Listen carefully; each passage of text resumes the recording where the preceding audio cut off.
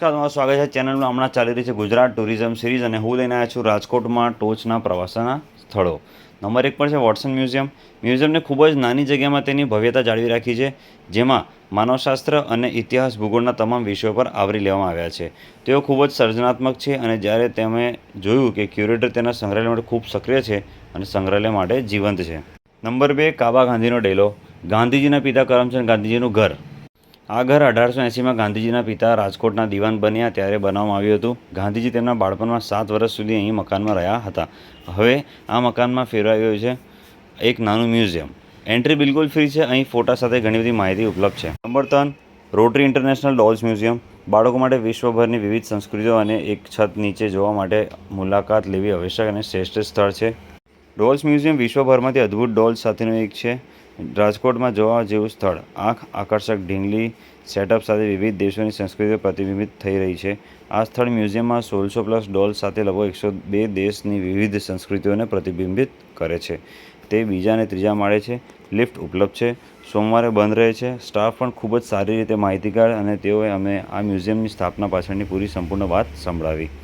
મુખ્ય બાબત એ છે કે કોઈ ઢીંગલી ખરીદવામાં આવી નથી, પરંતુ વિશ્વભરની તમામ રોટરી ક્લબ દ્વારા તમામ ડોલ્સ ભેટમાં આપવામાં આવી રહી છે. પ્રવેશ ફી ₹30 પ્રતિ વ્યક્તિ. વધારાના રૂપિયા જો તમારે ફોટોગ્રાફ લેવા માંગતા હોય તો પ્રતિ કેમેરા ₹30 ચાર્જ કરે. મસ્ત જગ્યા. Number 4, Mahatma Gandhi museum. મેં તાજેતરમાં આ મ્યુઝિયમની મુલાકાત લીધી હતી અને હું સંપૂર્ણપણે પ્રભાવિત થયો હતો. મહાત્મા ગાંધીજીના જીવન અને આઝાદી સુધીની અમારી સફર વિશે જાણવાની અવિશ્વસનીય તક આપે છે. તે એક સારી રીતે જાળવવામાં આવેલી જગ્યા છે.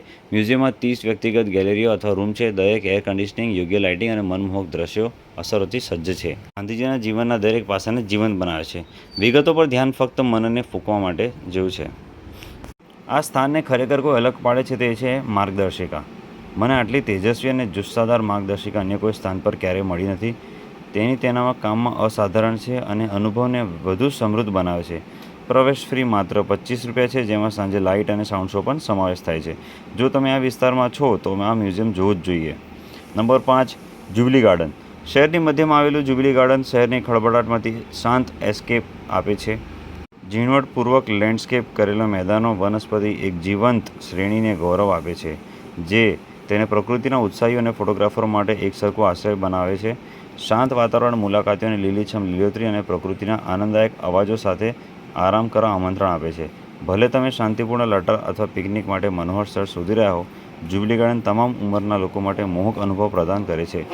તે સુવ્યવસ્થિત માર્ગો અને મોહક લક્ષણો સાથે આ છુપાયેલ રત્ન શહેરી લીલી જગ્યાઓની સુંદરતાનું પ્રમાણપત્ર છે. તો મિત્રો, આ હતા રાજકોટમાં ફરવા માટેના ટોપના સ્થળો. આશા કરું છું વિડીયો તમને ગમ્યો હશે. વિડીયો ગમે તો લાઇક કરો, શેર કરો, સબસ્ક્રાઈબ કરો.